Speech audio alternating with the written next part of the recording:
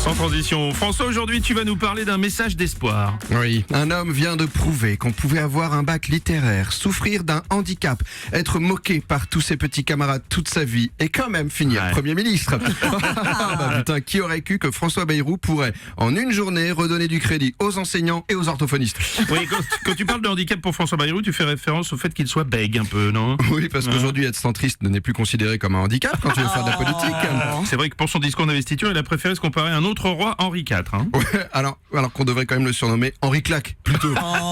Allez, petit jeu de mots festif, qualitatif, en rapport avec le fait que lors d'un déplacement à Strasbourg, il avait giflé un enfant en prétextant que celui-ci essayait de lui faire les poches. Oui. Vous imaginez? Sinon, on faisait la même chose à ceux qui nous font les poches. Je pense que le gouvernement aurait très mal aux joues et Macron n'aurait plus besoin d'anti-rides. C'est ça. En tout cas, la nomination de Bayrou n'a pas fait l'unanimité, c'est sûr. Et c'est un euphémisme. On pensait que Macron avait fait fort avec Barnier, mais il nous a prouvé qu'il n'était pas au bout de sa honte, le gars.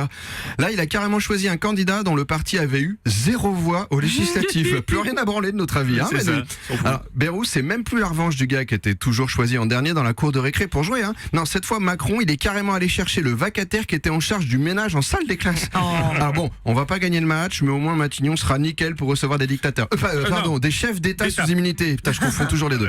Mais bon, pour combien de temps sera-t-il en poste? C'est ça la question. Alors, quand tu te dis que pour Barnier, Macron avait mis 51 jours pour bien choisir la bonne personne qui ferait l'affaire et qu'il a tenu 90 jours, et que là, Bayrou a été nommé en 8, alors si je fais 90 divisé par 51 multiplié par 8, c'est la bonne vieille règle de 3, ça nous fait 14 jours,11. J'ai hâte d'être au 27, moi.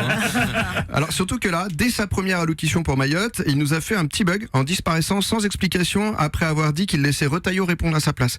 Et quand tu préfères confier à Bruno Retailleau le fait de parler de solidarité, d'entraide et d'empathie, c'est que tu nous fais potentiellement un petit AVC à la Biden. Et je vous rappelle qu'en 2010, face au stress, il avait fait un ictus transitoire en sortant d'un plateau de thé, c'est-à-dire un trou de mémoire, une sorte de grand blanc qui impose un vide. Un peu comme Bardella avec son livre.